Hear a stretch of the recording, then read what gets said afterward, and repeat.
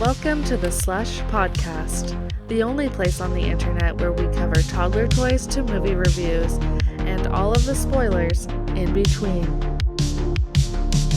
Well, hello, all you dino ding-dongs out there.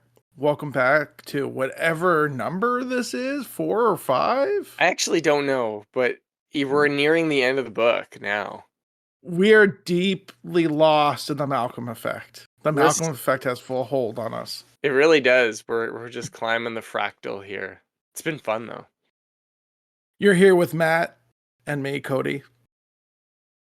So we're picking up from Dawn. We've gone through the T-Rex throwing cars around like they're dinky cars. Kids are throwing up everywhere. Kids are getting beat up. Regis is just a leg now. We never know. I don't think we ever find out what happens to Regis's leg.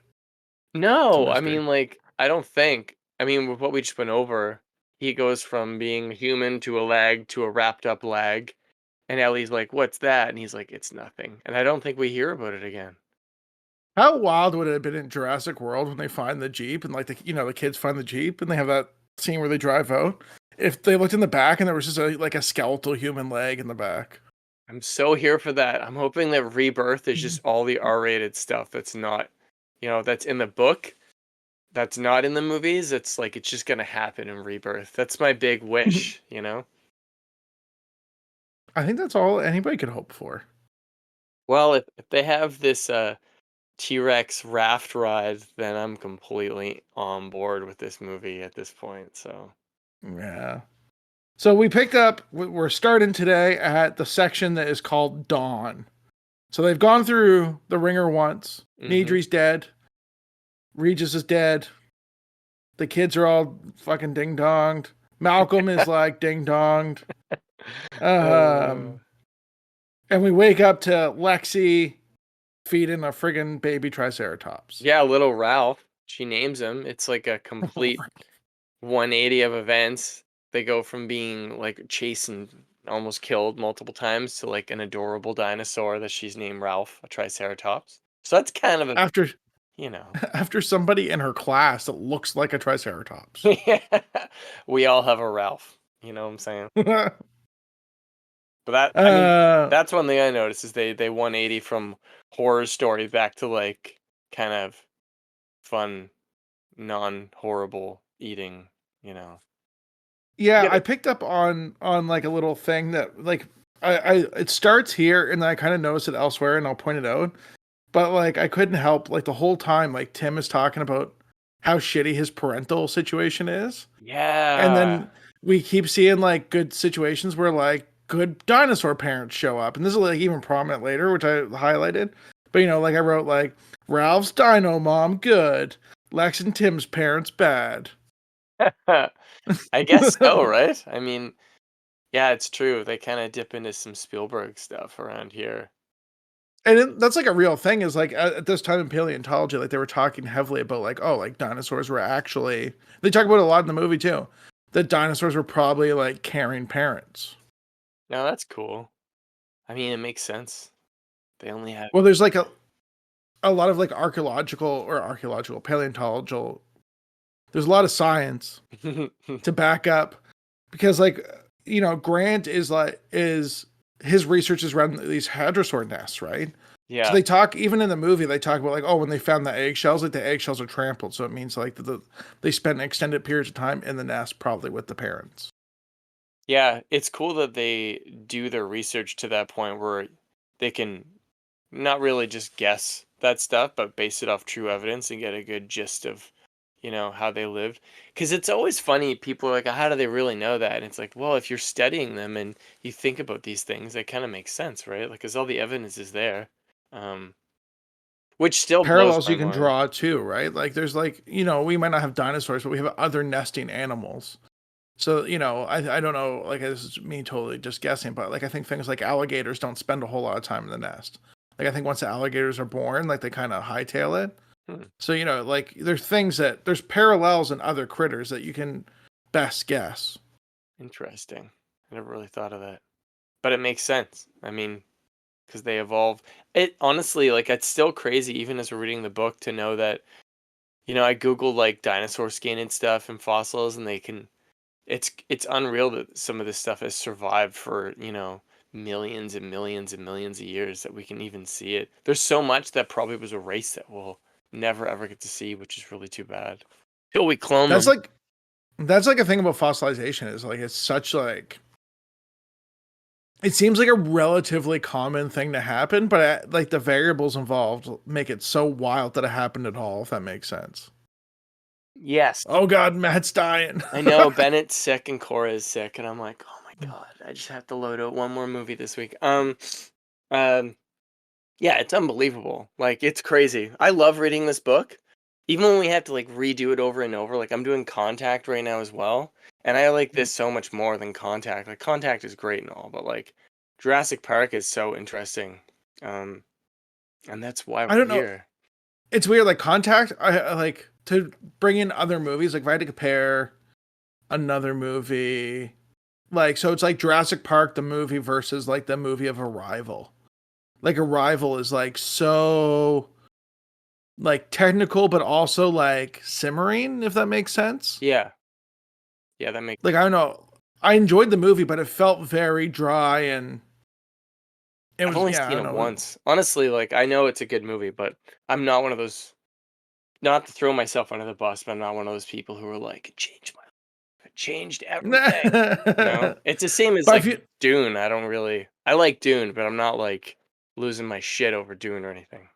I don't but I feel like Contact and Arrival are like I haven't seen the Contact movie yet, but like I feel like the book and and Arrival are very similar vibes. I don't know. I mean, we're really flying off the rails here already. But from what I've read in Contact so far, I don't know. I don't know. It's tough because I like Jodie Foster and I like Robert Zemeckis a lot, what they bring to it. It's the same as like if you're a huge Steven Spielberg fan, there's a very good chance you might not like the Jurassic Park novel because it's a lot more sciency and horror and um Spielberg has more of that Spielberg in it. I don't know. Shit. But you almost never hear somebody going like watching the movie and then going to read the book and being like, I thought the movie was better. True. For Jurassic Park or just in general? In general. See, that's how I feel about Contact right now. I actually like the movie more, which is Oh, crazy. really? I do. I Well, tune in really for the do. Contact podcast. Yeah. Preview teaser. Yeah, so you have a lot to say about this stampede scene coming up here, I think, right? I do. The only other thing I noticed, see, detailed notes, is I think last time we were talking about dinosaur bugs, and this is the first time we see dinosaur bugs where the giant dragonflies show up. That's And I was right. like, why the hell are they cloning bugs? I guess because they don't really know what they're cloning until it comes out. But it seems like a far stretch to be like, do we get a hadrosaur? Do we get a triceratops? From like, do we get a dinosaur or do we get some other crazy insect that's not related at all? It's a dragonfly. You know what it reminded me of is the movie, the Peter Jackson King Kong movie, where they have the Hmm. giant bugs. Because even though the movie was, I don't know, bizarre, I thought all that stuff was really cool. In the Peter Jackson movie, like when they have all the giant insects, because it Yeah. kind of seems like it's a lot more of like the dinosaur setting from back then, where it's like an untouched world rather than like a clone park, like in Jurassic Mhm. Park. So yeah, because they don't ever have that in the movie, right? There's no insects until like part 6, which we will probably not talk about for a while. Yeah, and like that was like a whole different kettle of fish anyway. Yeah. Oh, Freaking. and I have like a thing to throw myself on as a piece of pens here. This is the part where we find out that the phones are jammed and not just being used up for bandwidth. Remember, I was talking in the last podcast that Arnold went downstairs and checked the modems, but that actually happened in this park because I'm garbage. I forgot about that too. I don't even have that note down here. But And then the other thing that I starred here was that Gennaro tells Arnold to turn off the safety systems, which I don't think ever happened in the movie. Like they just kind of they knew they were gonna have to do it, and they were hoping not to when they turned off the power. But Arnold actively says like, we don't want to do this," and then Gennaro's like, "Well, you got to do it. It's the only way to get everything back working again." Which yeah, is like a big step in the whole Malcolm effect situation here. love the Malcolm effect. Things are just gonna go to hell. Yeah, I thought that was funny that Gennaro kind of piped up there, because usually he's just like the guy getting explained everything to. And this is one of those Mhm. times where he like takes the lead and he's like, "You gotta do this. I'm Gennaro, I'm a lawyer. You gotta do this." And it's like, all right, we'll listen to you for now. Um, yeah, the I hadrosaurs, they get fucked yeah. up. This is another crazy thing with this is like I start writing down like when we switch between from like control to I just start calling them the trio. But like we really get into like a cinematic like switching scenes back and forth. Yeah, Um yeah, you do. because like first like they smell the Rex and the Hadrosaur stampede starts and then they cut back to the control room. Um which there's a couple so I actually looked up to be like is there anything to say that like predators smell different than like herbivores? Hmm. And the only thing I can find is there's actually a thing that I wrote down later where it's like they think somebody had the theory the humans smelt bad so things wouldn't eat us to make it seem like our flesh was Weird. unappetizing. But then Interesting. like tons of things eat people, so Yeah, that's including other true. people. What's that movie where they eat each other? Fuck. Oh, pick one. The soccer team one. Oh God, no, no, that one is so scary. Alive. That movie has messed me up as a kid. No, it's Mhm. that one where I don't know. I can't remember. I think Guy Pearce is in it. Anywho, point is, that's cool though. I felt like at this point in the book, even though we know it's a movie, to me, it really starts feeling like a movie after this. Like you get a good sense of, like I think it finds its footing and it really starts to, like you're right, cut back and forth really well between the Mhm. action and like what's going on in the control room, and um it gets a really good momentum going, and it's pretty like it is scary, but it's a lot of tension, and the tension is really amped, Yeah. I think. But Creighton does such a good job too of throwing other things in there. Like something I never noticed before is at one point, like this is actually a cut from like the stampede starting. But when because they shut the system down and they're like, we need to wait like a minute and a half, and then the stampede starts and it cuts back to them in the control room. And Arnold forgets like the sequence of switches that he needs to throw to restart the park. Oh yeah, He's that's like, "Oh, right. I forgot to put the safeties back on." But like this plays into like this ongoing thing where like Arnold is like the head engineer, but he's really like an office chair jockey. You know what I mean? Like there's a bunch of things that he keeps screwing up that really lead to this Malcolm effect like coming into reality. Yeah, it's because, man, they all keep taking it for granted, and it starts to really make itself apparent the deeper and deeper they get into this. And I love also that like Malcolm is out of commission and he's on like the morphine in the other room, and occasionally he'll just like blurt out some philosophical slash expositional slash thing. Like I don't know. It's kind of cool because I still picture Jeff Goldblum like doing all this, but because we don't know, like he's close to death basically. You don't know if he's gonna die or not. Mhm. And I've re-listened to all the things that he keeps saying every single time we go back and forth between Ian Malcolm and the control and like what's happening. And it's so funny because he just sounds like he's off his rocker, but because John Hammond still won't accept, like till the bitter end, like he will not listen to anything Ian Malcolm has to say. And Arnold won't Mhm. really either. He's like, we got it under control. Like, see, we have it under control. He keeps trying to like show off almost, but it's like we as the reader know it's still not working. And Gennaro knows it's not working. And Muldoon's just drinking his whiskey. Um, Well, it's interesting because I think like Malcolm is Hammond's antithesis, and um, Muldoon is like the antithesis of Arnold. You know what I mean? Like they're uh, like total opposites. right. They're like placed there to just bounce that shit back and forth. Yeah. Hmm.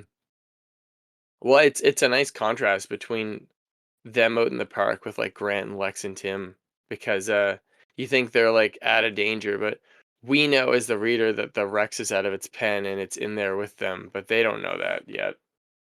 Hmm. Um There's did you notice that like in the movie they switched them for Gallimimus. Yeah.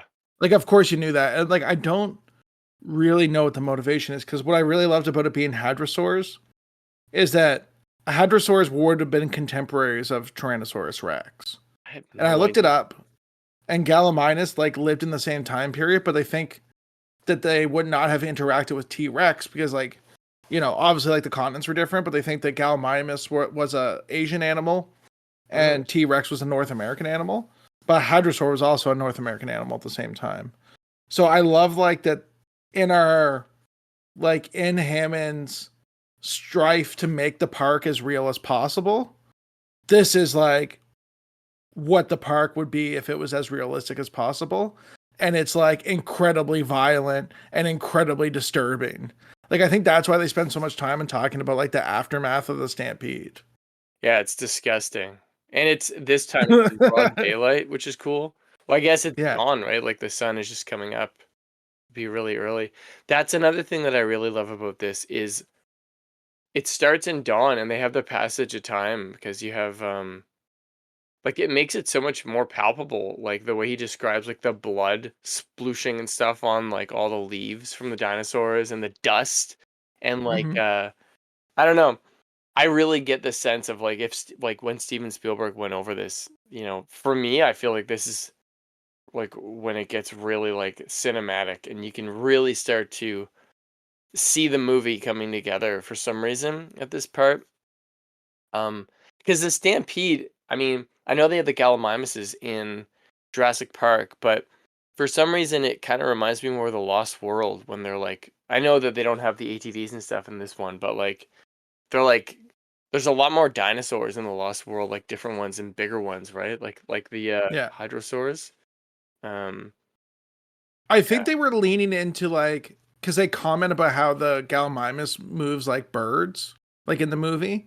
So I think they were like really heavily leaning into like dinosaurs turned into birds. So I think that's why they chose to go with Gallimimus. Interesting. That makes sense. Friggin' birds. They'll get you.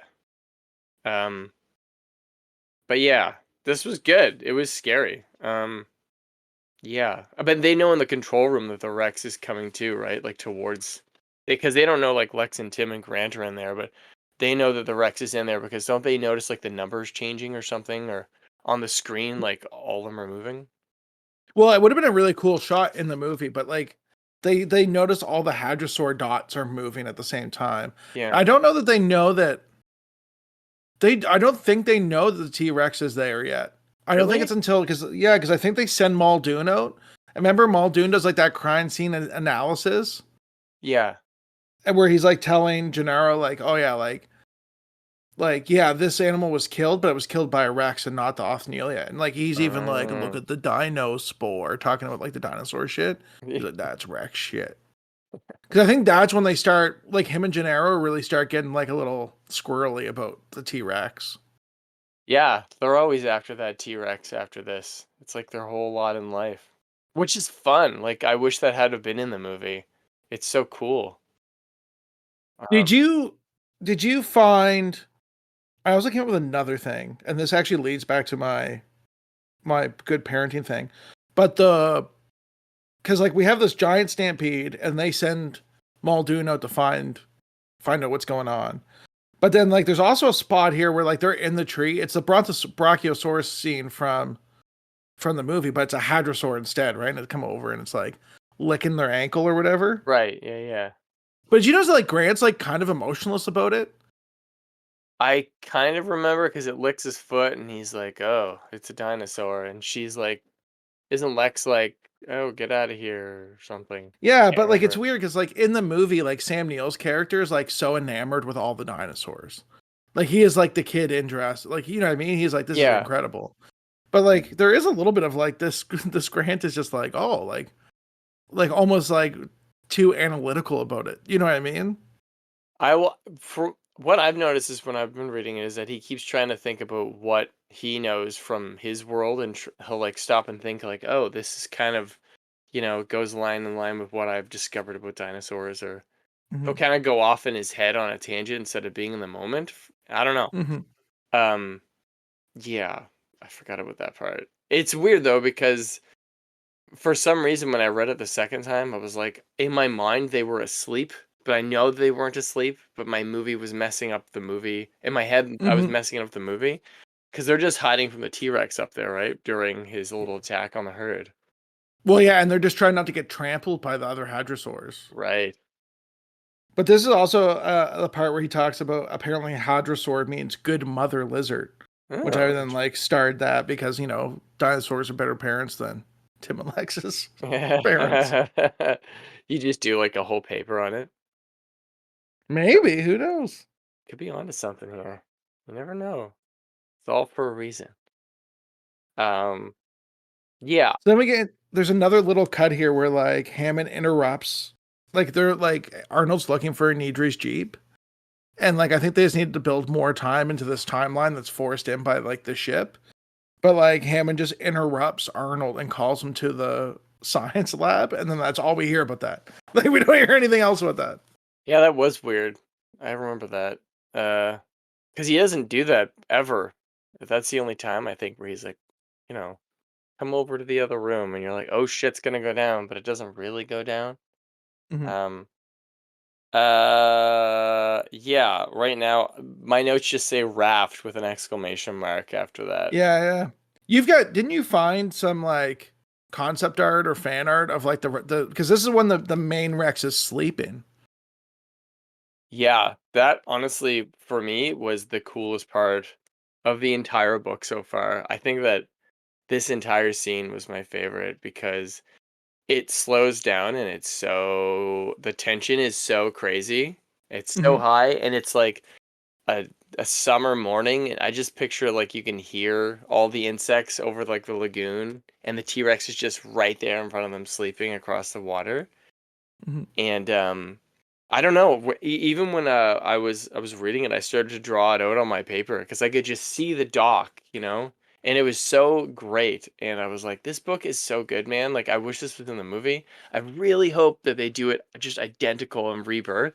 So all of the novel fans can do like that meme where like it's Leonardo DiCaprio pointing at the TV, you know? I want to be that guy in the theater. But yeah, because they know that don't they find the raft because I think Grant finds an old map on the wall, right, or something in one of the sheds? No, well, I think like the shed where they were feeding the Triceratops has like a thing that says like rafts this way. Right, and this is kind of the beginning of them using like inside of all these random structures around the park, like it's almost like the Legend of Zelda where they're finding clues on how to get back. Oh yeah, and he finds the dart gun at the same time. Right, yes. Yeah. Which I have a bigger theory about later. Oh. Because I'm like not to get too far ahead of ourselves, but like I'm like, why the hell is this fucking T-Rex following them the whole time? Like I'm like, this is like a little bit too more like Lost to the like with that Will Ferrell movie, like Land of the Lost, where he makes fun of the T-Rex and then chases him for the whole movie. But then later on in the book, there's like when they find the launcher eventually, they're explaining to Gennaro like the effects that the sedative has on different animals. And he's like, an elephant it might knock out, like this animal it might kill, and a rhino like it'll just make Stinky mad. So it makes you think that like when they hit, because Grant hits the friggin' thing with a dart in this sequence when they're trying to get away. That's so true. I don't know if it's because I hit them with that sedative that they're like that now like the Rex is like hyper inflated to chase them. Oh, that makes a lot more sense. I never thought of that. Because I did hear people make that complaint when I was looking up the concept art. And I found out a Reddit thread where people were like, "Why the hell why would the T-Rex just keep going after them?" And other people were chiming in like, "It's a novel, like chill out." But I mean, what you're saying it makes the most sense because we kind of have the seed planted already ahead of time for that. So yeah, well they don't. Yeah, like they don't have the conversation until like later. But like that was the only thing that I was like, this is because like the whole thing with the freaking T-Rex at the bottom of the water fountain. Oh yeah, the waterfall. I was like, are you kidding me? I know that would be awful. But then I remember the ride, and I was like, that's got to be why the T-Rex is right there. Mhm. But yeah, I also wrote, "What the fuck, Lex? She ruins everything for Grant." I know. I'm like, man, you gotta just cough. Like, why are you doing that, Lex? She just has a death wish, I guess. Um, yeah, I don't know. I think it's really cool. It's like it reminds me of like what I like the most about the movie is it's a summer blockbuster-y kind of movie. Like when I was a kid and I saw Jurassic Park, I always remember that feeling of summer, and this one scene just really hit that exact note again. So for me, out of everything, this is the one part where I've really am brought back to like what I love about Jurassic Park. And it's not even in the movie, which I find really interesting. Um, and I was on the ride at Orlando, and I was wondering why the T-Rex is like right at the end. So that was kind of cool. Because I feel like the river ride at Universal is the closest you're gonna get to this right now, really. Well, yeah, there's like not this nearly the same thing, but like I think that's the last level of the Sega Genesis Jurassic Oh, Park game. It's like really? you're in a raft. Yeah. Oh, dude. I literally have it ready to go. Yeah, I'm pretty So, sure you're in a raft with like a rocket launcher and you're fighting the T-Rex. that's so funny. The rocket launcher. Wait till we get to that part. I didn't think that. I forgot that they used that, but like, yeah. It just seems so extreme knowing what we know about guns. Like in my mind, an AK-47 would probably kill a raptor. So it's just funny that the jump up to like a rocket launcher is so much. It's so extreme, you know. Yeah, and Um, it's huge. Like you saw the picture I sent you. Like that's like supposedly the closest thing to the launcher in the book. yeah, like no wonder Hammond didn't want rocket launchers.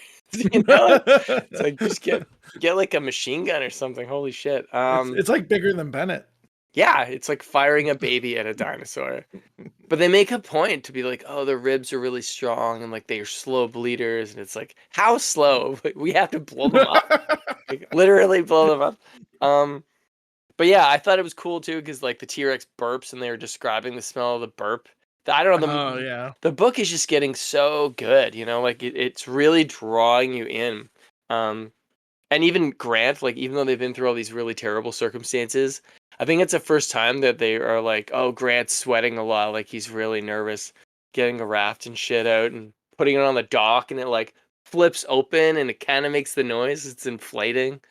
Um, and did they say He that the also. T Rex is sleeping with his eyes open? Am I crazy? Oh, I don't remember that part. Okay, maybe I'm crazy, but I thought they did say that.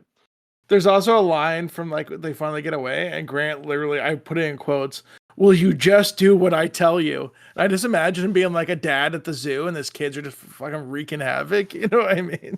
Yeah, it's crazy though, because kids are so burnt like that. Like you could be in terrible circumstances and they'll do the complete opposite for some reason. Like it doesn't make sense at all.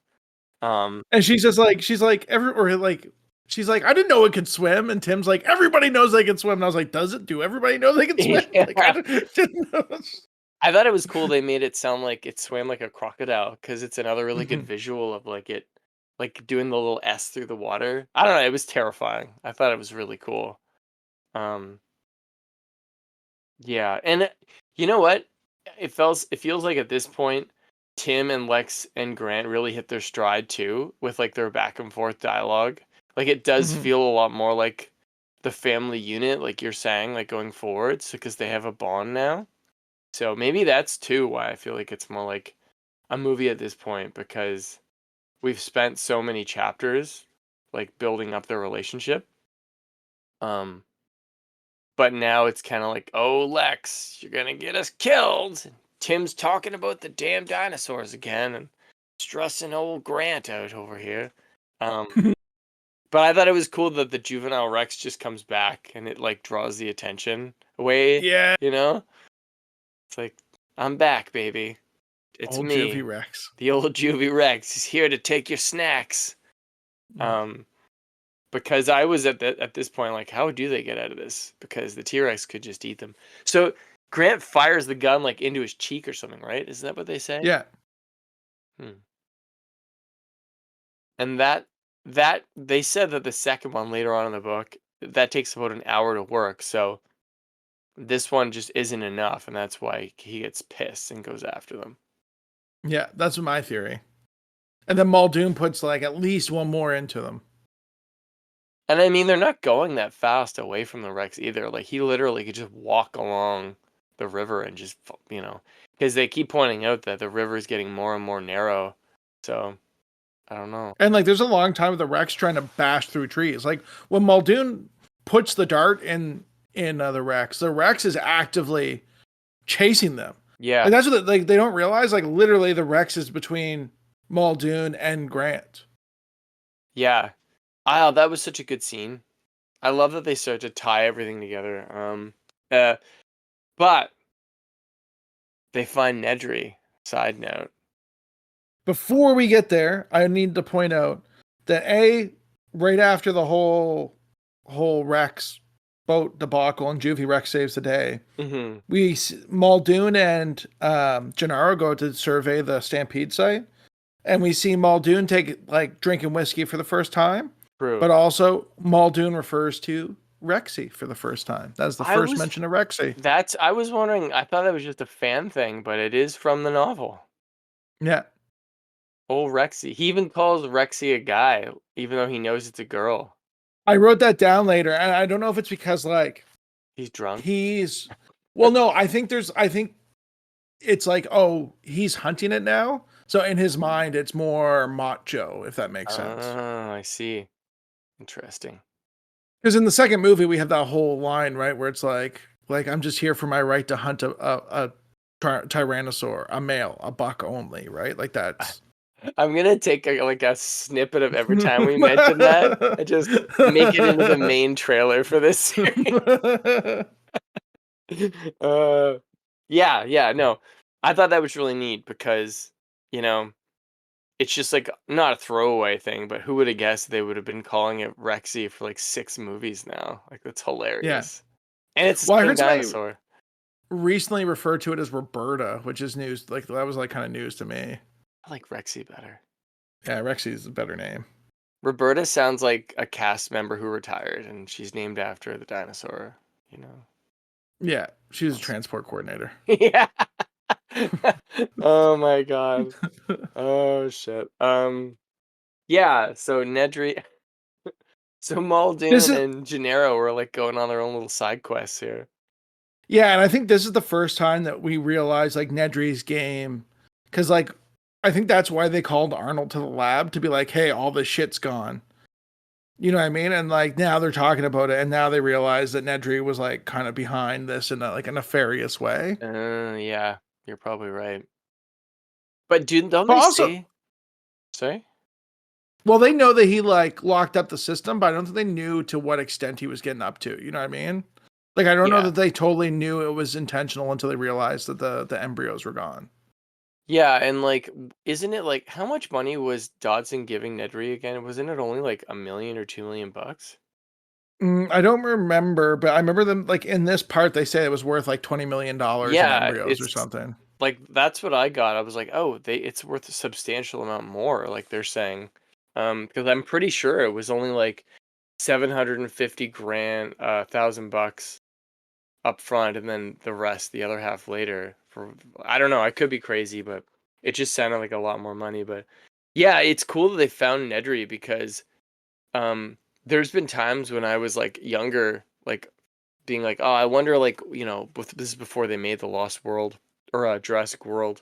Like, I wonder what happened with Nedry. And there's a video game where like you find that area and stuff, but I didn't realize in the novel they actually do find Nedry and they go right to where he was killed, and all the little compies are like chowing down on him. So gross. So gross. It's interesting though. Like I wrote down, and like I kind of knew this, but like they don't give Nedry's body the same respect. Like they found Regis's leg and they wrapped it up and took it with them. And like, yeah. Now mind you, like there's a lot more of Nedry. You know what I mean? But at the same time, like they just don't really seem to care at all. Yeah, they're kind of like, well, he got what he deserved, basically. Yeah.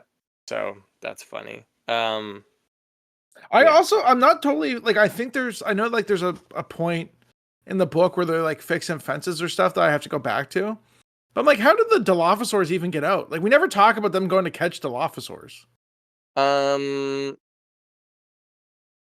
I don't know, because the fences technically haven't been on since, well, they haven't been on since 5, and so Nedry, that was way Yeah, before that, though. I don't know. yeah. I was just like, anyways, I'm sure like if I go back, it's one of the fences that they're fixing because like they didn't use ceramic like tie downs for the tree, but They did spare expense there. That's a damn lie. Yeah, I like these little mini adventures with Muldoon and Gennaro because it's almost like he's training Gennaro to like be a badass, but Gennaro's like, I'm a lawyer, but I'm a lawyer, you know? oh, I didn't Um, even think about that. I do love like that little line that Muldoon has every time. He's like, "You want to live dangerously?" yeah, yeah. I like it the second time he's like, "You want to live dangerously again?" And he's like, "Not really." And but then he shows up again, and you're like, "Yeah," like Yeah, that would have been really cool in the movie. Ah, there's so many parts that could have been amazing in the movie. Um, I but wrote back that yeah, we cut back to the raft on the river, and my first note is I would have let Lex eat the berries. just let nature take its course there for her. Um, Yeah, and then I uh, wrote kids trauma dumping on Grant, yeah, they really are, aren't they? and then I wrote Microceratops, which is a new dinosaur to us in this situation. That's true. There's like a bunch of them. I would love to just make a list of every dinosaur and just research it like really heavily in this. Mhm. Um, the And aviary thing is cool that they start to go through. well, yeah, well, that's the other things we get like a little bit of foreshadowing. So they hear like a blood curdling shriek down the river. I keep forgetting there's other workers in the park because you don't ever really I they don't talk know, about them. You only hear them dying like off I screen. know. And it's like if there's other people there, like how come like Arnold's the only one in this fucking computer lab? You know what I mean? Like there's nobody else there that can like go and flip a breaker. Like what's going on? He's I obviously know. not the most knowledgeable person about it. I know. It's really weird. They're like, we'll just send the only person who knows how to turn the park back on to the generator underground. It's fine. It almost And seemed we like get they were into like punishing him.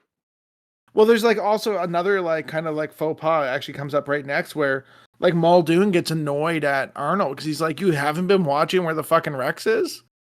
Because he Yeah, says like, hey, have you like seen it on the computer? And Arnold's like, oh no, I haven't seen it in a while. He's like, what do you mean? Like it's kind of a big deal. Like we got a rocket launcher now. Like, let's go find that thing. I know, and he's on the whiskey too, so he's just kind of like getting a little braver. Um, yeah, there's a cool dynamic back and forth. This is where it starts cutting a lot between the control and the park. I find Yeah. because everybody's stories are about to start crossing over a little bit. Um, Yeah, well, it's funny because I wrote down that like the motion sensors can't find them because like they're in the river with the not with the Rex, and then like the very next section, which is the start of Aviary, like Malcolm says that exact thing, and they're like, "There's no way they're in the river. Like, why would they be in the river?" I know it's kind of like I don't know. It's like the Malcolm stuff, like the effect. That's the one thing where they didn't think they would have to set stuff up, and now that's exactly where the people are going to get back to the visitor center. And another thing is that Grant keeps falling asleep back and forth because they're so fucked up and tired. Yeah.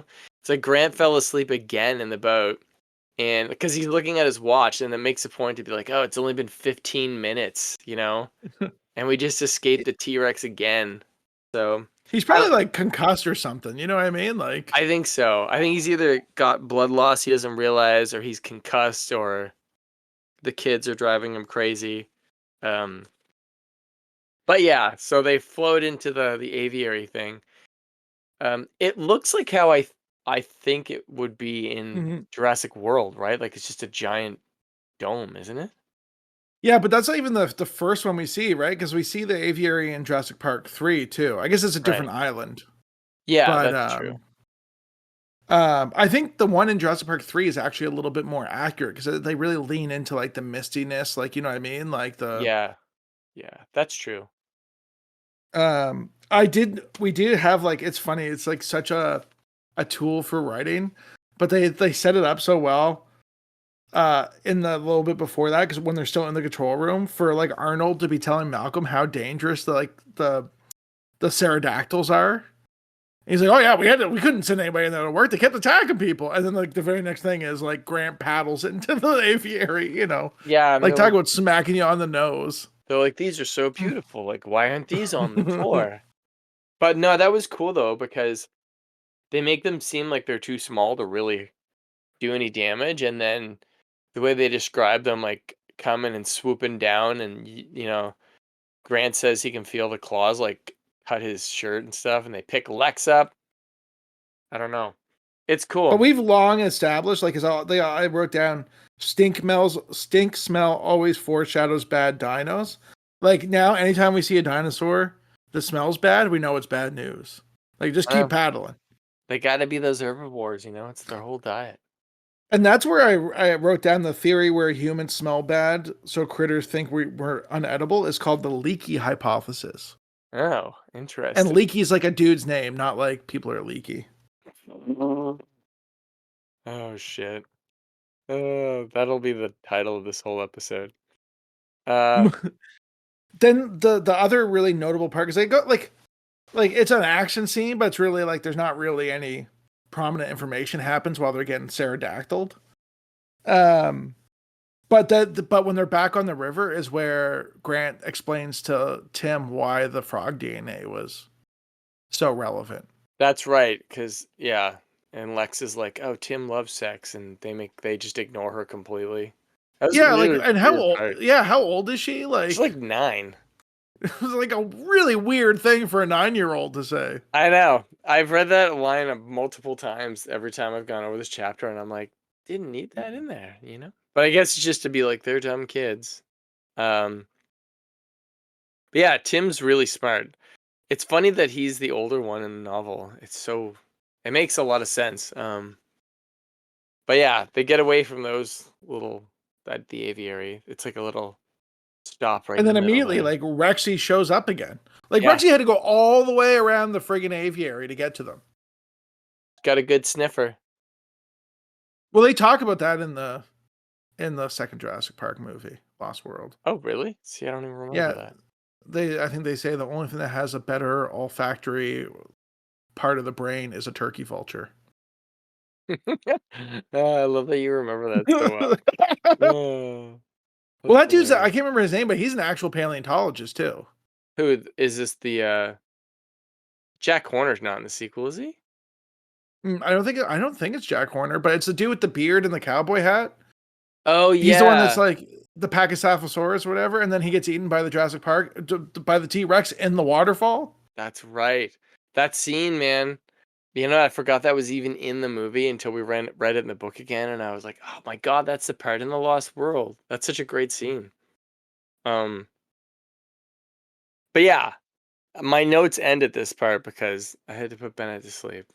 This is a great section actually. You like because like Rexy shows up, they're like, oh fuck, and then but they hear the hooting down the way, right, which is like the Dilophosaurus. But then we cut back to Malcolm's room, and this is where Malcolm starts talking about thin intelligence, which I actually love, because he starts like getting ready for the Malcolm effect, and he's talking about like how like scientists and engineers have thin intelligence. And I wrote down that it's like reactive versus proactive. Like they're only reacting to what's happening to them as it unfolds, and they can't see the bigger picture. Oh, interesting. That's cool. Which is how I feel about a lot of things. Oh no. I wrote down Malcolm. Oh, this might be a quote. They are focused. Oh, this is where Malcolm says they are focused on whether they can do something. They never stop to ask if they should. Which is in the movie. And I think Ellie says it in the movie, doesn't she? No, I think Ian Malcolm says it. He's like, you're so preoccupied whether you should. Yeah, I think it is Ian Malcolm. Pretty sure. I'll look it up. Confirm that later. Ellie does have a lot of those. She says something when they're eating the ice cream that's like something to that effect. It's just something with the power and they don't respect it, and now it's out now or something. I don't know. When we watch the movie again, it's going to be so different this time. I actually forgot. So like when we first started this podcast, I was like, okay, like there's a lot of substance like in the front. Like this is the meat and potatoes. about like how Crichton feels about genetic modification, and then it's just got turned into like dinosaurs.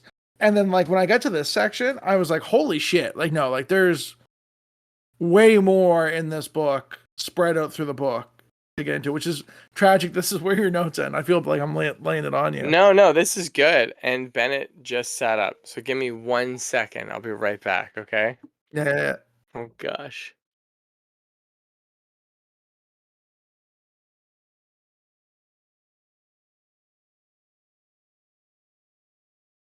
Do, do, do. Well, Dino Ding Dongs, we're halted for a moment. This is a great time for you to look up all our other podcasts. Wow. I'm caught unawares. We've got a contact podcast coming up. There might be an AM with an E podcast come up. Who knows what they have in store for baby chats? I don't. I'm sure John's got some Ghostbuster stuff cooking. I could hear him a little bit. I tried to riff there. It was not going great. I was just like, check out our other podcast. Oh, you did? Coming up. Yeah. That's hilarious. No, you should. I mean, that's the thing, man. As a side note, like it makes me feel differently about all the other movie reviews and stuff we've done, because this is so much more in depth, and like we actually are breaking it down little piece by little piece and analyzing it. Like by the time this is done, you and I will have talked about this novel for 10 hours or like 12 hours. Like that's crazy. But that's the way it should be, and that's what I love about podcasts and YouTube videos. I don't want to hear somebody only, give me their 20-minute review. I want to hear something in parts like this where they're actually giving their own opinions. So it's my rant. Well, no, it's good. I'm glad that, I think there's a world for like those shorter reviews, and like obviously like we've done like, the Total Recall review. I don't know how much more you could say about Total Recall. You know what I mean? Like that was like it was a great time. Enjoyed watching the movie.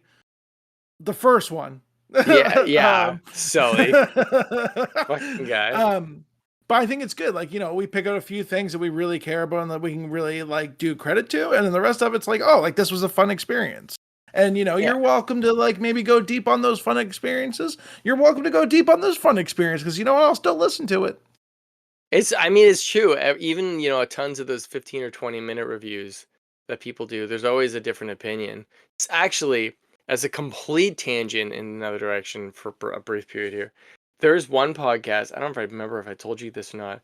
It's called Eternal Sunshine of the Spotless Mind, Minute by Minute. And they spend an entire 2-minute or 2-hour podcast talking about 1 minute of this movie. So there's going to be like, something crazy like 128 episodes of them talking about just Eternal Sunshine, minute by minute. That's insane.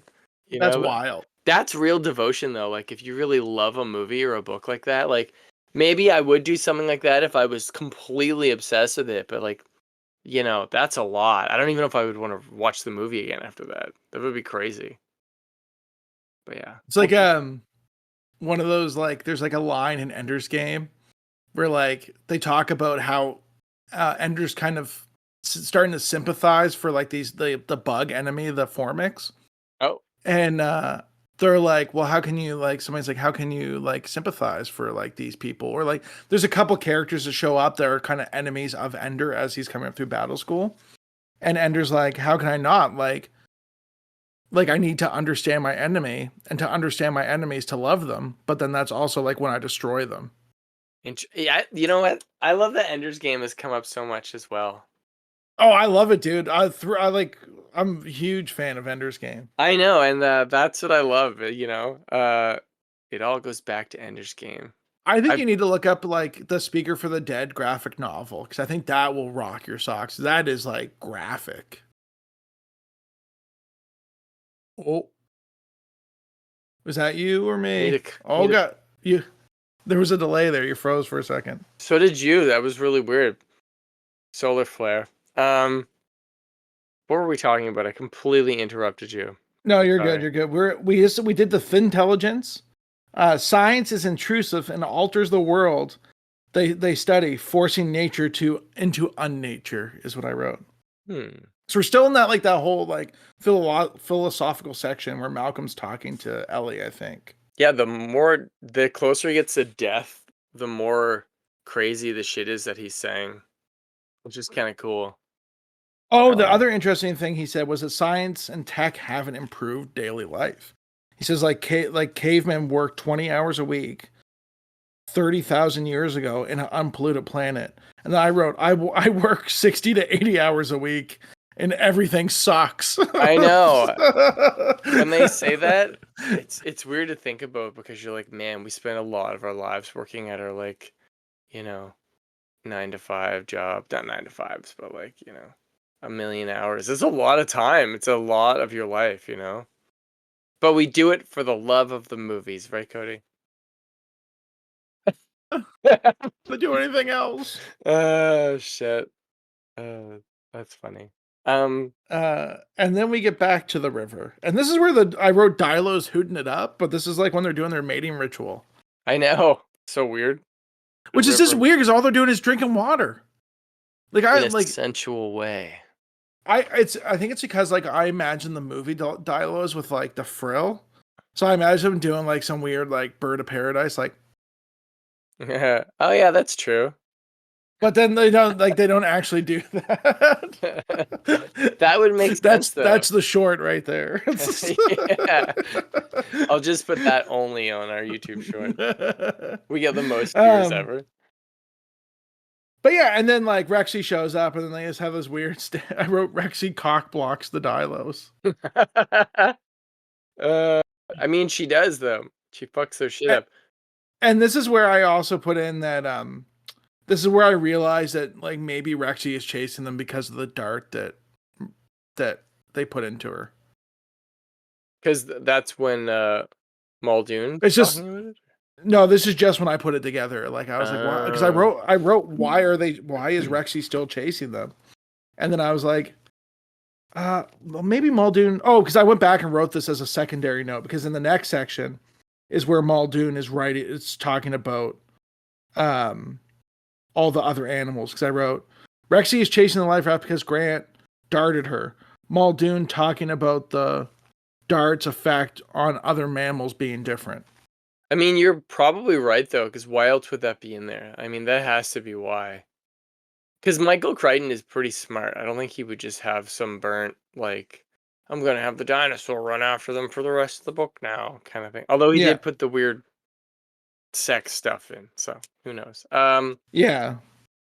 But yeah, and then we get into Muldoon, so this is the part where literally they're on the water, the T-Rex is here, and then Muldoon is here. This whole thing could have ended. Yeah, it's true. They had the little paths are crossing. It's kind of cool too because you can really visualize that when you're reading it. You're like, oh shit, they're right there up on aren't they up on a bridge or something, looking down the river? I think they're just on one of those roads that's dug into the hillside, so they can't. That's the other thing that I really like about this is they are really describing all of the maintenance routes and stuff now, behind the scenes of Jurassic Park, because they're relying on them so much to get around and escape. But yeah, I would say Muldoon is probably pretty drunk at this point. What do you think? Well, I wrote Muldoon still drinking, and then and then I wrote Muldoon drank the whole bottle ? Exclamation mark. Yeah, because it makes a point of him. He throws it in the back seat, right, and then he gets the rocket launcher ready. Yeah, and I wrote in all capitals, "Don't drink and drive." PSA: Don't drink and drive. And I wrote, "Don't drink and shoot rockets." At a T-Rex. That's the other crazy thing, though. He gave the wheel to Gennaro at this point. I was going to say that. Yeah, he was the designated driver, the lawyer. Friggin' Gennaro, he's doing so much cooler stuff in the novel than he ever did in the movie. He's so dead at this point in the movie. And there's a funny part, too, where Arnold's still be careful, that's our main attraction. And I know. Crazy. Muldoon is so over it at this point. Yeah. He's like, dude, the fucking dinosaurs are going to eat us. That's neat too, because he even says oh, Muldoon's oh, I've been wanting to plant a needle in Rexy for a while now. So he still got that like whole instinct of like working in. Didn't they say he worked in like Kenya or something, like as like a game? Yeah, well, he was like the guy for like like integrating mammals into zoos and stuff like that. Like that's how, Yeah, and I think he was doing like game parks yeah. because it was he was the other guy to do Jurassic Park, but he was actually before he realized it was dinosaurs. It said he was more interested in going to India to do a tiger park. So he's crazy. I mean, like Yeah, I crazy you about know what he's doing, kind of thing. like appropriately crazy. I just love that he's drinking. Like that's awesome. Like the park has fallen apart completely, and he's shooting rockets at dinosaurs, and the guy's drunk off whiskey. You know? Well, I think there's like a funny thing that we've lost in our generation. We're like, like those old cowboys. There was like this like funny thing of being like, he's so tough he could do it while he was drunk. Like we talk about Doc Holliday and stuff. And now we're just like, holy shit, like really? That's like That's true. that's I what you mean, could have done if you were sober. he needs it. His nerves need it, though. He needs that whiskey. I love that the battery is dead in the laser too, and they're like, he doesn't need it. Well, it's just and the funny exchange about him being like, I think I hit it. And the needle must have broken. And they're like, are you sure you just didn't miss? You Yeah. sure you didn't miss? And he's like, I missed. And he even says at one point earlier, I think they say that like the T-Rex could easily catch up with the Jeep. Like there's no way they could outrun him, which is terrible. Yeah, across country. Like, so like if they're not on a road, they can't drive fast enough to get away from the wrecks. That's crazy. Whoa. That's Yeah, fucked dude. up. But yeah, their little stories are crossing over, and then that's when Tim and Lex and Grant realize there's a waterfall coming up, right? Yeah. Yeah. And then this is where I wrote, how did Rexy know to wait at the bottom of the waterfall? But I guess Yeah. like maybe like because it happened so quickly, like maybe it wasn't that far away. Like it just I'm not this is sure. the first time Maybe I'm sympathizing with that, but like I feel like it's like kind of wild. maybe when she got shot with the dart, she was like, "Motherfuckers are up ahead somewhere. I gotta find them," and she just went down to the bottom. I'm not sure. You know, why do Transformers have noses? They don't breathe. You know, it falls into that Oh, category. I imagine them falling because like they talk about falling in slow mo, but I always imagine it being like in the Carl Urban Judge Dredd when Oh, the they give slow-mo drug. Scratch the slow mo and then throw Yeah. her off and like it's like the twinkly glass the whole way down. That's what I imagine. We should do an episode on that movie because it's fucking awesome.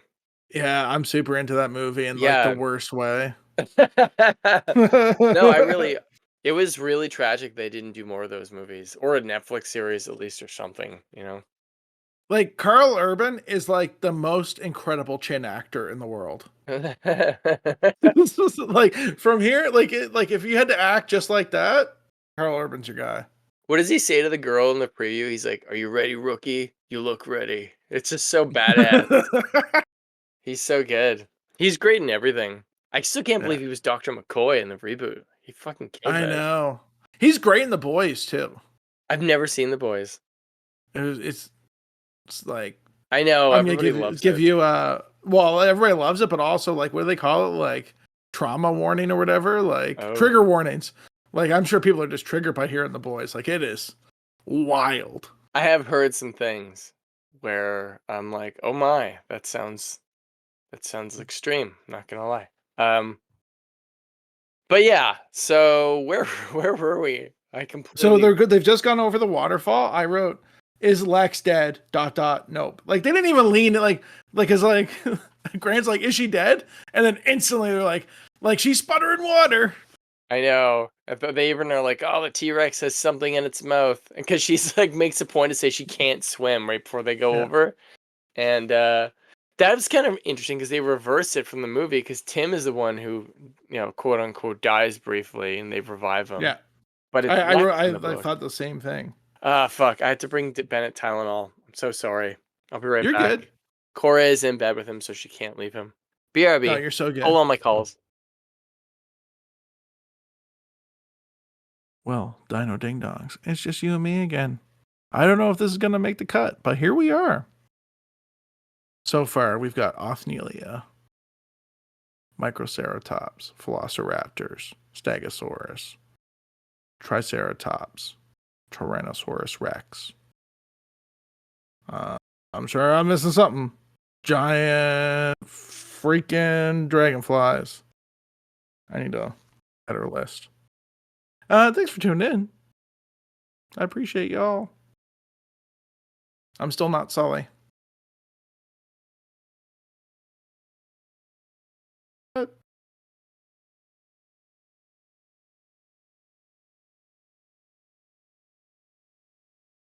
Well, this is a good time for an unboxing. Let's see what we got going on over here. Well, I've got Atrociraptor? Atrociraptor? Can you read that? Where's the camera? Focus, you fuck. But this is from the McDonald's series. They're not selling these toys anymore. I got most of them. I've got doubles of most of them, so we'll see most of them. But yeah, it's McDonald's is moving away from the plastic, which is funny because the toy's plastic, but I guess the disposable parts aren't plastic. Boop. So yeah, in the moving away from plastic, everything's wrapped in paper. ASMR. Oh gosh, oh no. What do we got? Oh, this looks way better than what was on the box. Okay. So this is indeed a raptor. So it comes in 4 parts, which has been pretty typical. We got a tail section, a head section, and then 2 of these half body sections I'm not gonna hold up at the same time. Ooh, focus. That's kind of cool. And like these are like obviously made for children, so they snap together super well. Let's just have a look at the instructions real quick. Because I think this one has some like little locomotion active. I guess the other thing that's in the box, you get this like cool little card. That's kind of neat. And it's got metric and imperial on it. Okay, let's find the instructions. Instructions, see? So I think once you put it together, the head actually bobs with the tail. So let's do that. Let's just friggin' do it. That's a little picture it got. The picture looks like it was like photoshopped like trash. Okay. Okay. So it says take this half, put the friggin' tail in it. Matt's gonna come back eventually, and this is gonna be a hilarious time. Okay, tail's in there. Okay. And then what? I put the head in here. Oh, put the head in right. This actually takes more hands than I have. Okay. I actually also don't know if this is going to work. What the heck? What the heck? What the heck, fam? What the heck? What the heck? She's all bound up. This is also awkward to do over a microphone. Okay, that feels right. Okay, so that's what I got. I got kind of a weird. I started doing an unboxing while you were gone. Oh my Weird god. interlock thing. I missed an unboxing? Well, you know, you'll get it in the end. Okay, and then the 2 halves go together. And then, yeah, I don't know if I got this right because this doesn't feel like it does anything. But yeah, that's her little weird raptor thing. Were these the McDonald's ones again? Yeah, this is one of the McDonald's one. This is, I don't even know how to say this. It's like, friggin' where's the box? It is the Antrosiraptor. Is this from Rebirth? Oh, it's from No, Chaos it's Theory. the Chaos Theory. Yeah, it's a weirdest looking. It's like if a raptor and iguana had a baby. But then the toy doesn't look like that at all. The toy looks like actually like kind of like a Lost World era, raptor. Hilarious. I can't wait till we get to Chaos Theory. We're gonna be like, oh, that makes sense now. I actually really like the show. It's really good. Yeah, I gotta get through some others like at the books. Like holy smokes, like doing 2 books at once is like killing me. And then like try to jump into a series. Like I'm in a good spot right now for a series, but I gotta get through at least one of the books first. Just think, by the time we have all this stuff covered, we'll have like 1,000 episodes of Jurassic Park stuff. On the podcast, it's not even dedicated to Jurassic Park. It is now. But I mean, I'm stoked because even like I love Jurassic Park, but like The Lost World, I'm so ready to deep dive into because I feel like it's in my mind completely untapped. Like I barely remember a lot of it, to be honest with you. Well, it's interesting because like Jurassic Park hasn't suffered from like the quantity of content that like Star Wars and Star Trek and a lot of the other franchises that we really like built our nerd knowledge on.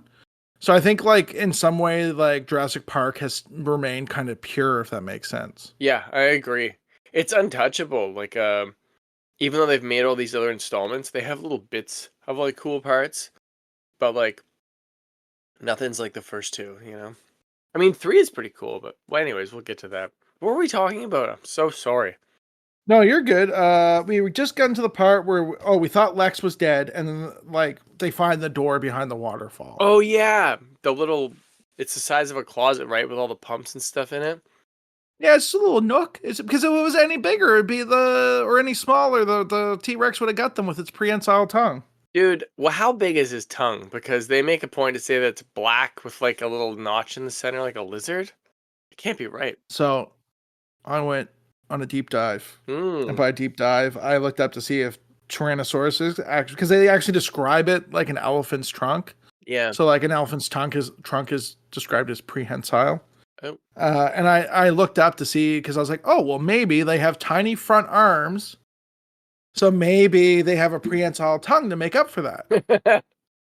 And people have actually studied this, and what they found is that the bone structures in the mouth of the T-Rex are actually closer to like modern day alligators and crocodiles. Huh. And we actually have animals that have prehensile tongues, and they're usually large ungulates.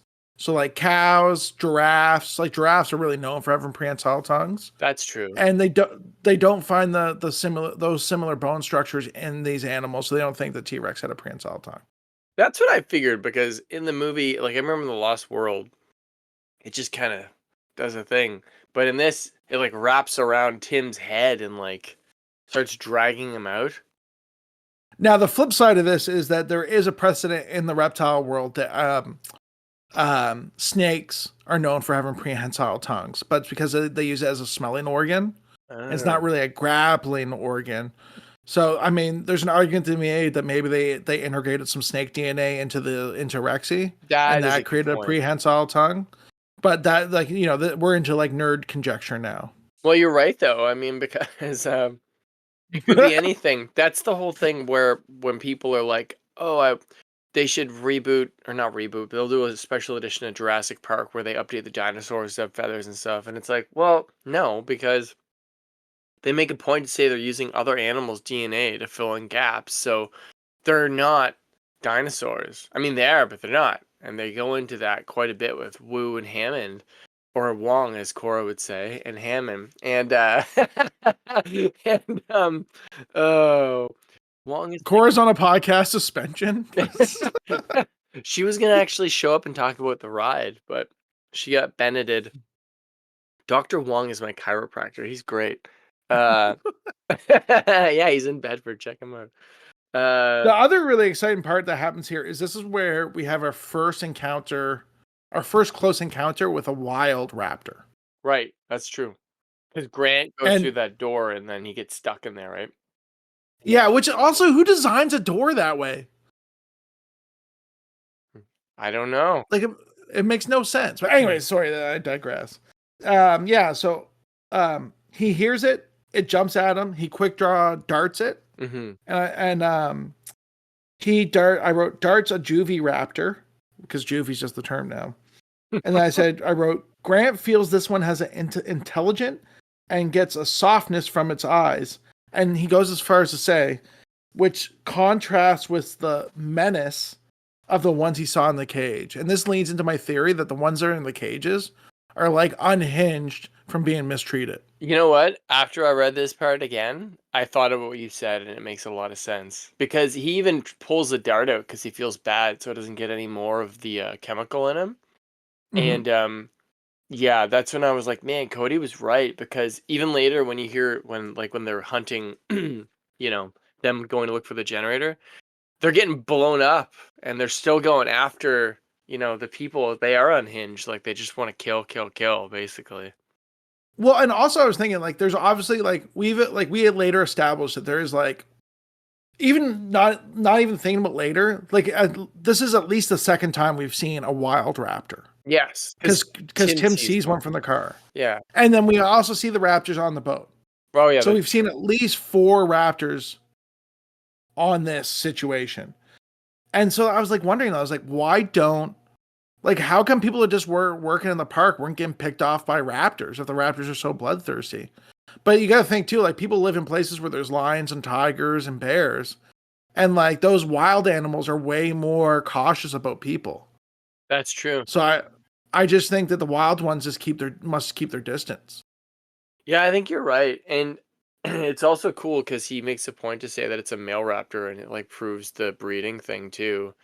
And it's kind of like a long way of saying that they're more docile, the wild ones. So whatever they have bred that they've kept in cages, they have actively gone against nature, and the whole Malcolm effect has basically happened with these wild animals that have been kept in these cages, and because they think that they have they're putting them on display as if these are raptors, but they're not raptors. They're just these crazy, caged, insane animals that, aren't really anything like what raptors should be. So the ones that are in Jurassic Park are technically really far away from what raptors should be at this point. So it's kind of cool that Grant has a dinosaur, like a scholarly dinosaur person.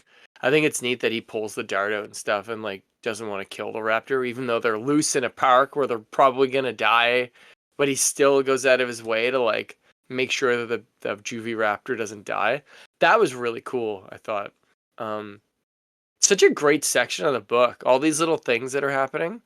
And it's terrifying because he's in this like dark area underground again, where you don't know where the hell they are. Yeah, well, it's interesting. I actually wrote too, like they find like the weird like little electric car, and I wrote like Austin Powers, like there's that whole scene in one of the Austin Powers movies. It kind of, that's kind of the sense I got of it, because before when they talk about underground stuff, it just seems like the cables and things, like in the catwalks, like in the generator area and in the movie. But this is the first time where it's like, no, there's a long section with an electric vehicle. So these are big, long, like corridors and shit that are underground. So, and dude, it gets crazier because like we have like the whole thing. The Sedda finally kicks in with the dinosaur. It cuts the control, and Arnold's like, we now have complete control. And like literally he says that, and then like an alarm goes off, and they have 30 seconds until they lose all power. Yeah, that's crazy. I wish that was in the movie because that's such an awesome scene where, I know that they're like trying to really emphasize the Malcolm effect and everything, but that's such a great scene because you're like, oh man, they're so fucked because the backup generator that they've been running off this whole time. And he also makes a point to say the fences haven't been working for hours. It's almost like 4 or 5 hours at this point. I wrote Arnold drops the ball ... again. And Muldoon's like, didn't you not see that alert? And he's like, I was talking to you. I don't know. I was talking to you. Yeah, that's crazy.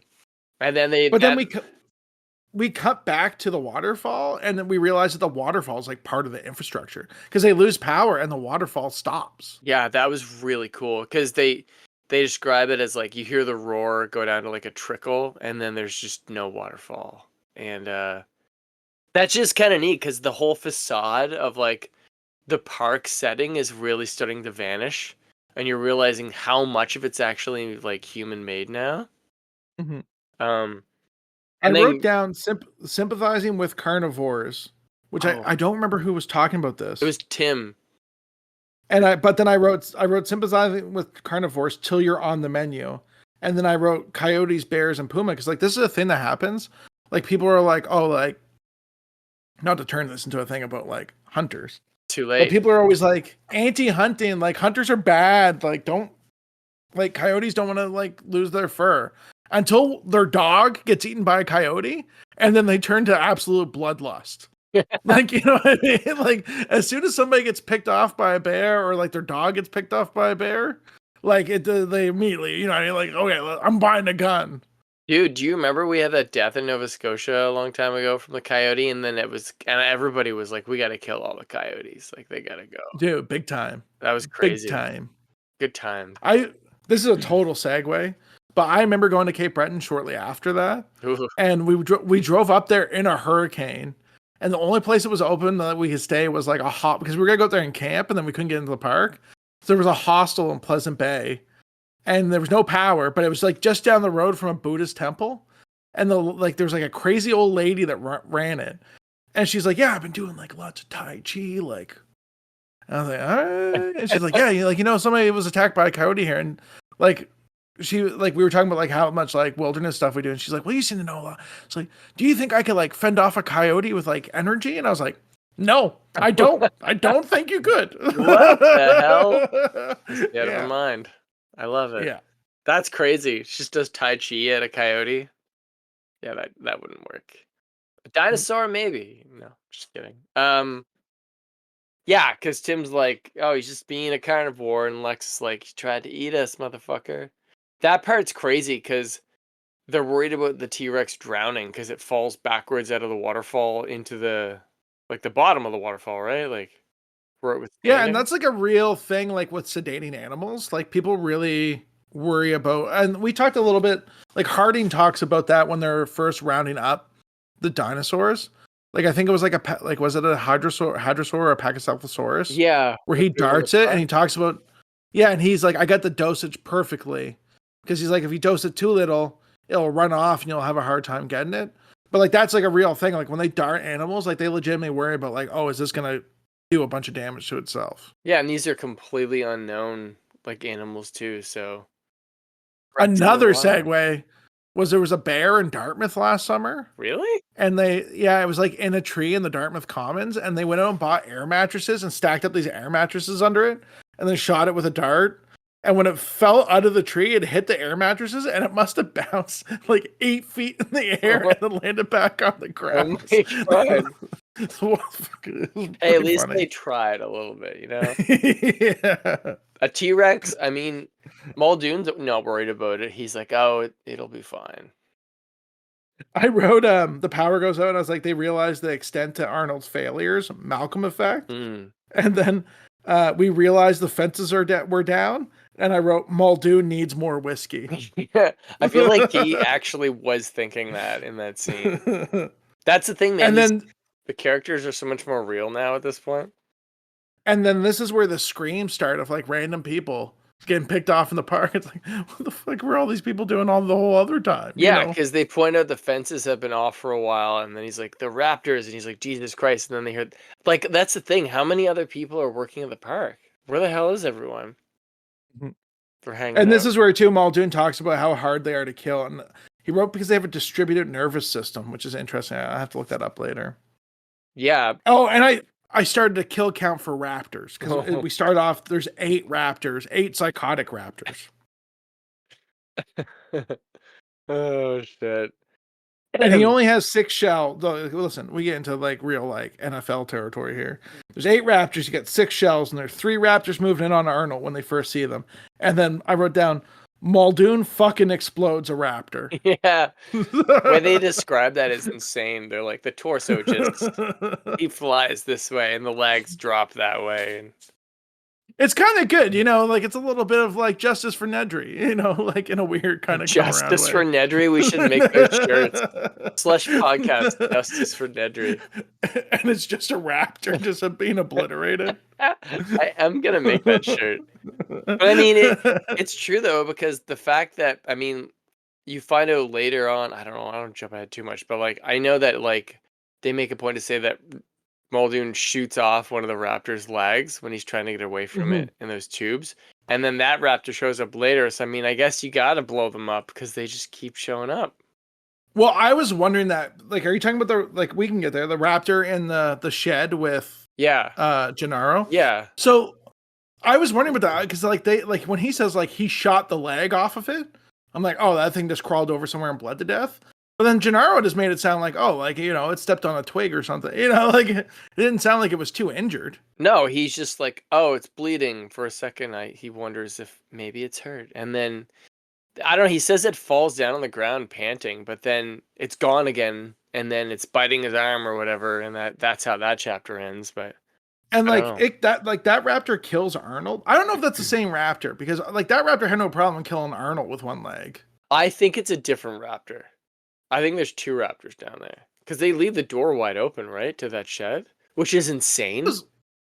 I was also like, how the hell, like, are the raptors not capable of going up or downstairs? Like, that was like such a weird plot point to me. Well, he just jumps down the second time, right? Like, they hear the thud and I know we're jumping to the end, but like, yeah. I don't know, it's getting scary again, because, it's dark down there. And in the movie, you never really know what happens to Arnold. So it's kind of cool that we're following him down from the source material at this point to see what actually happens. Well, he at least loses an arm. Yes, that's true. Yeah, that's yeah. That picture I sent you of the toy, I would love to get that. Just Arnold running away from raptors. R.I.P. We also get into like the part we did skip to get to the juicy bits is Malcolm and Hammond have a whole blow up back and forth. And like Hammond keeps blaming like human error, which is a theme with it. Like Hammond, like he's supposed to have hired like the best dudes in the world, but then constantly turns around and blames shit on them. The Musk effect. Ooh. Yeah, this is a total segue and this will date us, but everybody's upset about Brad Marchand going to Florida and not coming to Toronto. Oh. And I said to somebody, I was like, he is the most hated Nova Scotian. I said he's he is the Elon Musk of Nova Scotia. Everybody's got one, man. Everybody has an Elon Musk at this point somewhere. Fuck. Oh, you know what this section is? It's where Hammond starts playing down the complexity of like, it was easy. I just opened the park. Yeah. And then this is the part where Malcolm starts talking about like generational wealth and generational knowledge. And like he says like, okay, like somebody that takes up judo or takes up karate and becomes a karate master, they just don't accidentally kill people because they went through the process and they built the respect and the discipline. When you have like generational knowledge that's being handed down from scientists, like you didn't have to do any of the work to learn that thing. Like somebody just gave that to you and then you built on top of it. But you don't have the same respect or discipline that the people that put the work in to build it. So you're more likely to abuse it and take it for granted. And he draws a direct comparison. If I have the quote here, scientific power is like inherited wealth. And you know what assholes congenitally rich people are. You know, like, and we see that like in the movie Hammond's like self-made money, right? Because he talks about like starting with a little flea circus. I don't think we ever get into like what made Hammond rich in the book, but you know, I feel like a lot of people feel that way, that like people that are second generation or third generation rich are a little bit Elon Musky. Yeah, it's true. And I thought that it's weird because if I read this book like 10 years ago and like SpaceX were just starting or whatever, or like 15 years ago, I never would have thought that. But the way how they're going these days, that was the first thing I thought about was Elon Musk. And I was like, takes all the credit and makes it seem like it's so easy, but he's just like powering through these really high risk things on like a weekly basis, like really high risk. Well, I think we're just getting to the point now where like, especially SpaceX, and also like disclaimer, I understand that Elon Musk probably doesn't have that much control over the day-to-day goings-on of like these corporations.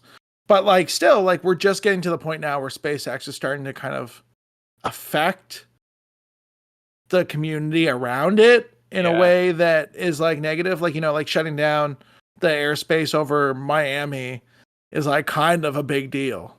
Yeah, that fucking thing exploded all over the Gulf of That actually, I saw this meme where they just call it the Gulf of SpaceX junk at this point because so much shit is exploding.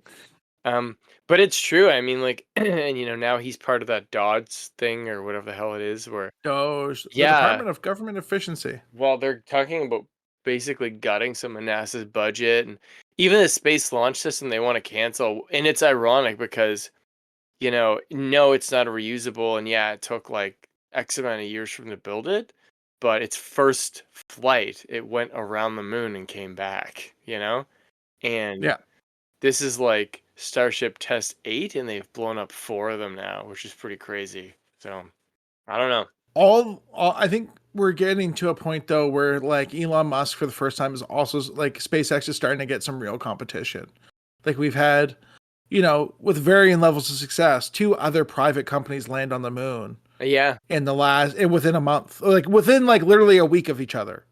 I know, that's the weird thing. They have the lander mission, and they haven't landed on the moon once, SpaceX. They haven't done it. So I think that, like I think SpaceX, like there's no like SpaceX's contributions to private space travel are undeniable. Totally, yeah. But I think now that there's a lot of press, and the other guys coming up aren't playing that game. Like they're just they're gonna let their success make noise. I'm pretty sure China has a clone of Starship now that they're building because Elon Musk went out of his way. Wild. I know, he pointed out they don't patent any of their stuff at all because they just don't have time to do it and they want to just forge ahead really fast. And they're making a clone. And I'm pretty sure the only other organization is like the Chinese Space Agency is behind SpaceX for the amount of launches that they can do per year at this point. So Mm-hmm. I don't know. Should be interesting. But yeah, I don't know. We went right into space. Shit. Listen, if we're gonna build a dinosaur park, it better be in space because like we see how this all works out on Earth. If we build a dinosaur park in space, I mean, that's got to happen someday. It's the end game, right? Think about it. If the Malcolm effect happens, you just vent the atmosphere. Just shoot it into a star. Could you imagine we have like a fossilized like dinosaur bones here on Earth, but if we do like a Voyager 1 thing where we just send it out into deep space, just forget about it, some friggin' aliens find our dinosaurs later on. Be bizarre. Well, that happens in a couple. What did that happen in? I'm worried that I'm gonna mess this up Stargate. and spoil something. I'm Uh, sure. I'm not gonna say it because I'm worried. I'm worried about NDAs. oh I can't shit. remember what season that happened in. There was gotta be something. Anyways, we'll move on. Just like Uh, technical interference. Yeah, where are we at? so we're at the part where Arnold. We jumped ahead a little bit, but we were at the part where Arnold, in the dark, dummy. I wrote dummy opens the door and leaves it ajar. The Muldoon's stuck in the pipe. To be honest, Right. when Muldoon like shot a fucking rocket launcher in a meter pipe at a raptor, like that would have just killed him. Like he would have also been dead. I love that. But I did write shot the leg off raptor, and I wrote because he blew up a raptor and then he shot the leg off this one, so I wrote 6 raptors. Although that might not be true because I think you're right that maybe that raptor in the shed was the one that had the leg blown off now. I think it But was. we'll just call that like he died eventually. Oh, for sure. He's gonna bleed to So death. You can't just walk around with one leg, okay? Not Terry Fox yeah. down there.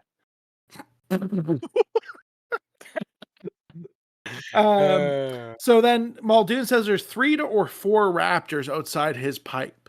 So that makes sense. There might be like 4 raptors still out there. The raptor approaching Arnold, which we'll say is not the raptor that has the leg blown off. Yeah. I assume that's a new one. I mean, he left the door open. Fuck.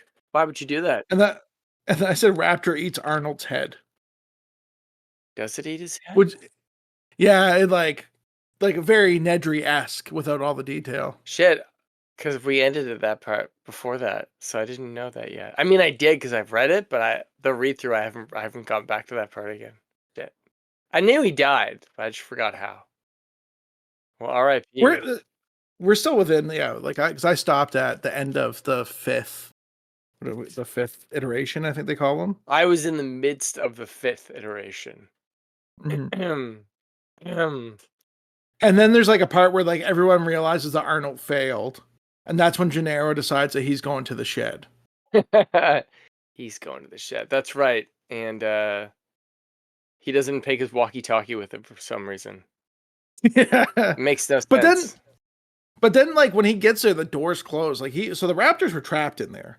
But it says that, like I said at one point, that wasn't the raptor Muldoon shot, question mark.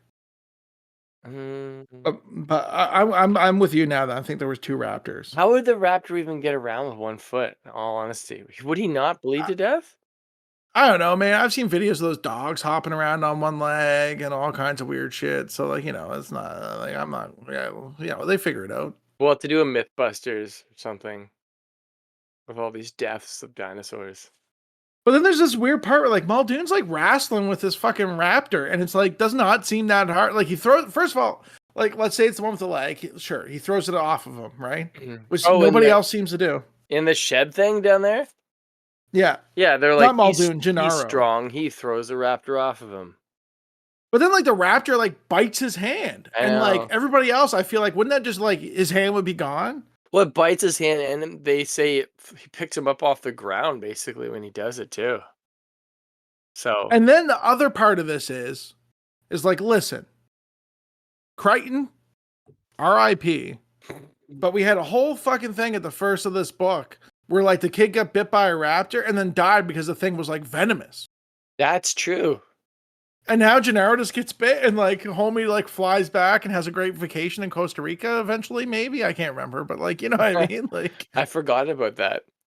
Yeah, because it's not one of the wild raptors either. This is one of the caged ones.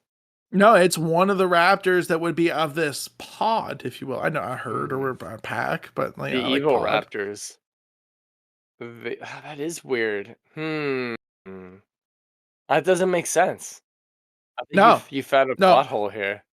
Sorry, Crichton. I know you're dead and all, but He's coming for you in your dreams tonight. And Elon Musk.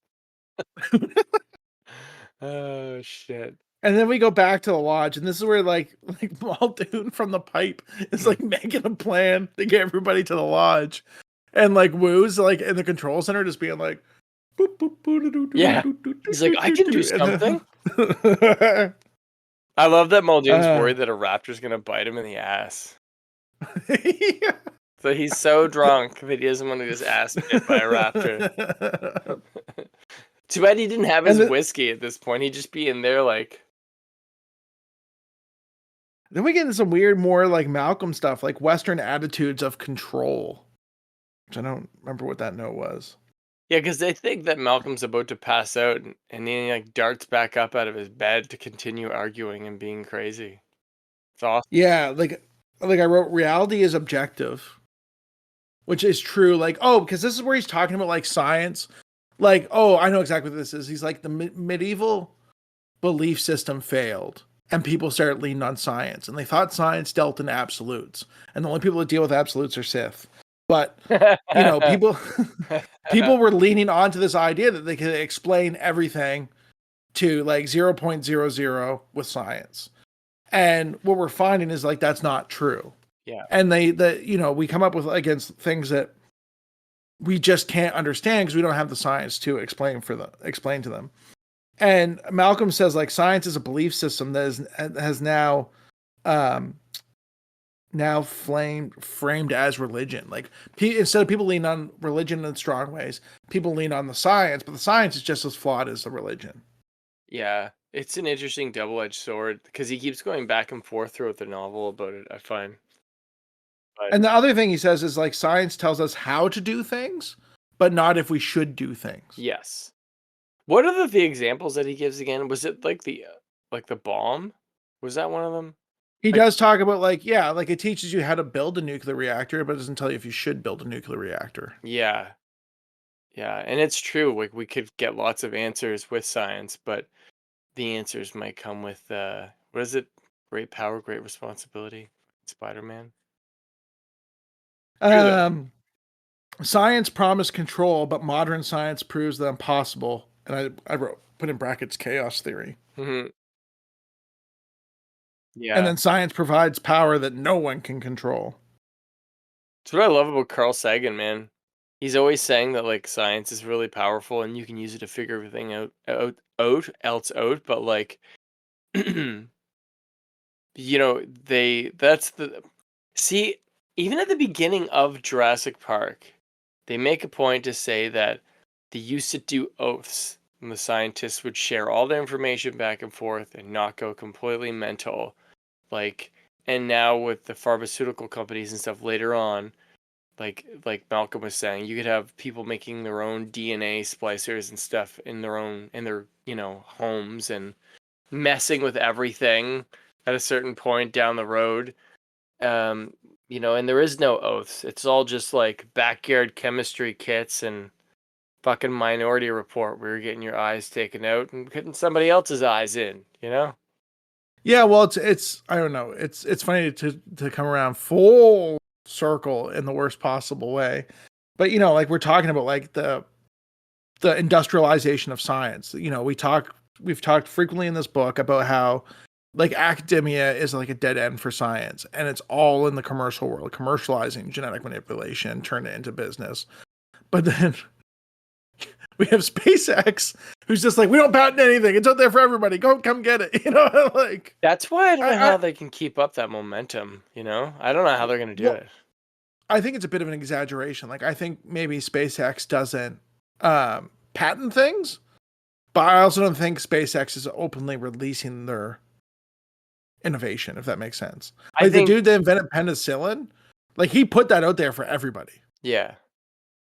I mean, I think that before this year, I would have said that SpaceX will go uninterrupted, but I think that where their leader has become such a menace to everyone that I could see people either purposely within SpaceX doing the wrong things or going over to other companies now and taking their gifts of Mhm. like knowledge with them because he's making people want to leave, I think. Because a lot of people didn't sign up for that, his opinions of things to be broadcast and painted all over his employees. Like the Tesla fucking car company seems to be not, I don't know, like I don't think it's doing that good right now from the sounds of it. No, So no, I think they have lots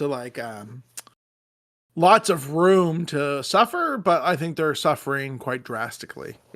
like it's crazy how fast it happened. I'm not really considering what he's doing, but like, yeah, I don't know. One of one of the guys I work with drives a Tesla, and he was like shopping for things to cover over the T with.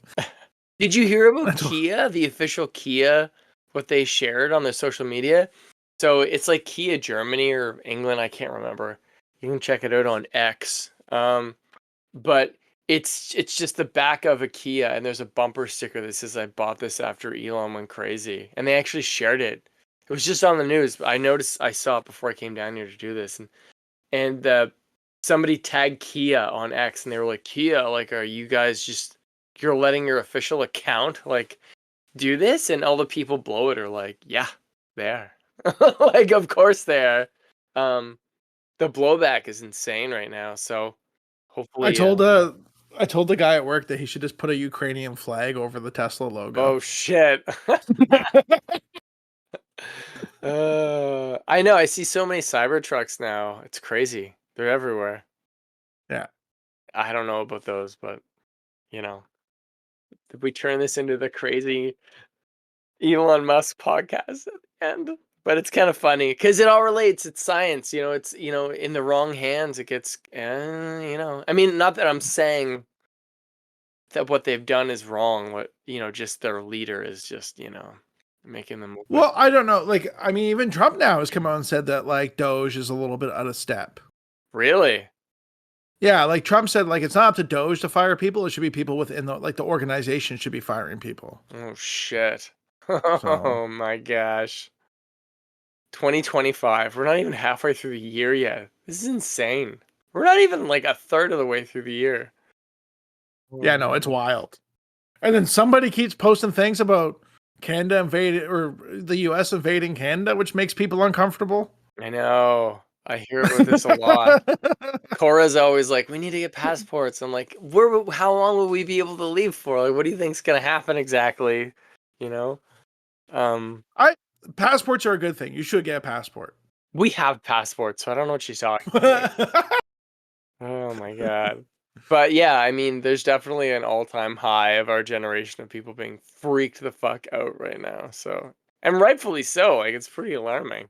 So, It's funny. This is a total segue, and I don't want to get into like firearms politics. But for anybody that doesn't know, like there's like a big push by like the federal government to take firearms away from Canadians. And it's like a little funny that like, for the first time in like 2 centuries, we're worried about the Americans invading Canada and we're still taking the guns away from people. Well, hey, Trudeau's done today, right? So I guess we'll find out what happens next week. Yeah, hardcore timestamp. Mark Carney got in. Probably an election in April. It's crazy, man. Everything's changing at lightning quick speeds right now. And that's why Jurassic Park is so relevant right now. Because everything we're reading about in the subtext, not even the subtext, like I'm sure there's other people who would read this who, would breeze through it and they're like, the dinosaur is crazy and there's a raft and that part's nuts. But we're going through it very like fine and we're finding all those little details.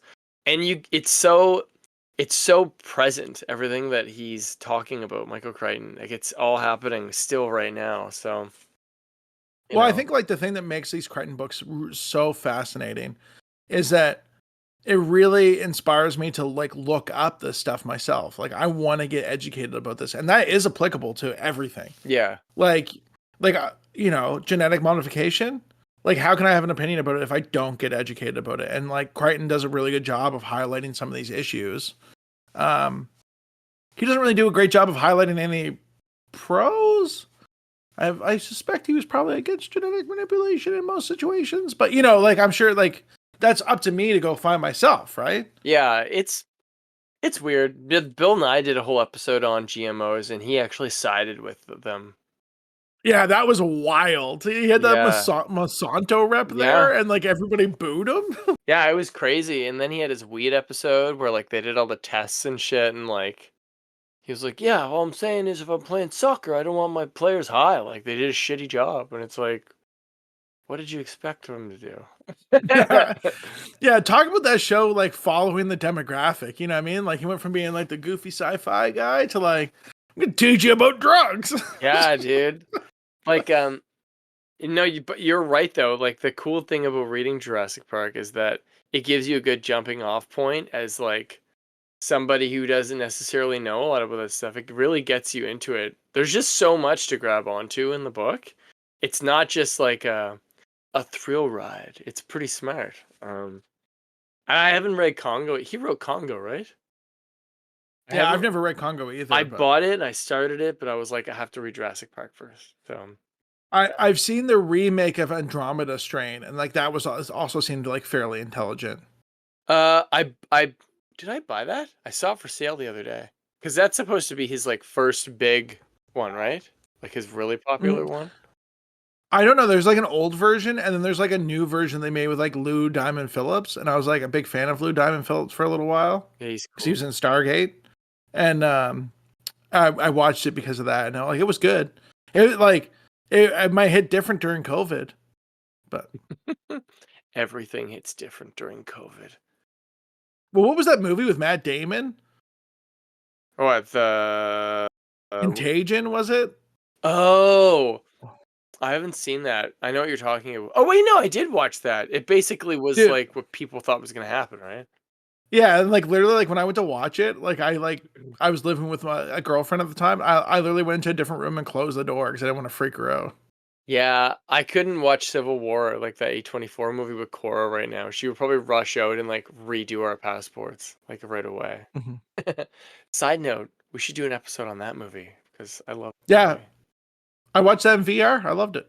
A guy was at work the other day and I was like, "Oh, the last movie I saw at the theater I think was like Civil War." And he was like, "Meh."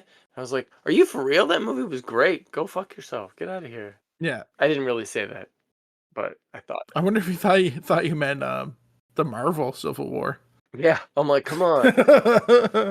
You know, he fights Captain America. It's great. Yeah, that's my complete segue. We really went off there at the end. It's great. No, we're doing great. You already unboxed your toy. I don't have anything to unbox here. I did. I don't know what else to show. What I got to reach? I got a drinking horn. The drinking horn is made of a real horn. I got a, like selfless plug. Check out Strange New World Season 2, which is on Paramount. That is a plug. Dude, it's so weird. They haven't announced like when they're releasing Season 3 yet. Oh, really? Yeah, like it's in the can. Like it should be a thing, but nobody's talked about it coming out yet. Donald Trump will stop them from shooting shows in Canada.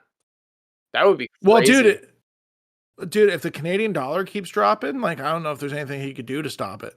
Yeah, that's true. I don't know.